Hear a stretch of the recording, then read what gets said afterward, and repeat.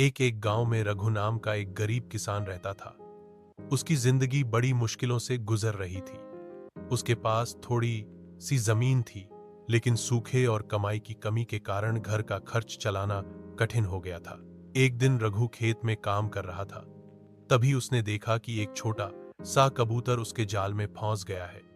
वह सोचने लगा, अगर इसे बेच दूं तो कुछ पैसे मिल जाएंगे, शायद घर के लिए आटा दाल आ जाए। लेकिन तभी कबूतर ने बोलना शुरू किया, किसान भाई, मुझे छोड़ दो, बदले में मैं तुम्हारी मदद करूंगा। अगर तुम मुझे आजाद कर दोगे तो तुम्हारे जीवन में सुख शांति आएगी। रघु पहले तो हैरान हुआ, लेकिन फिर उसके मन में दया आ गई। उसने कहा, ठीक है, तुझे आजाद करता हूं, लेकिन बदले में कुछ नहीं चाहता, बस तू आकाश में खुलकर उड़। और उसने कबूतर को छोड़ दिया। कुछ दिन बीते। अचानक गांव में राजा के सिपाही आए और घोषणा की कि कल महाराज के महल में एक बड़ा भोज है, लेकिन रसोई में अनाज की कमी हो गई है। जिसके पास भी अतिरिक्त अनाज है वह लाकर दे। रघु दुखी हुआ, क्योंकि उसके पास तो अपने खाने तक को नहीं था।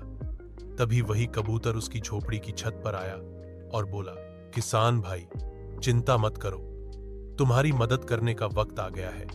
कबूतर उड़ गया और थोड़ी देर बाद अपनी चोंच में सोने का एक सिक्का लेकर लौट आया। उस सिक्के से रघु ने घर के लिए अनाज खरीदा और थोड़ा सा राजा की रसोई में भी दे आया।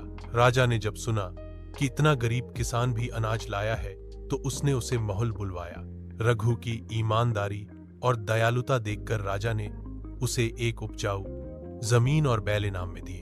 धीरे धीरे रघु का जीवन सुधर गया। उसने खुश होकर आकाश की ओर देखा और मन ही मन उस कबूतर को धन्यवाद दिया।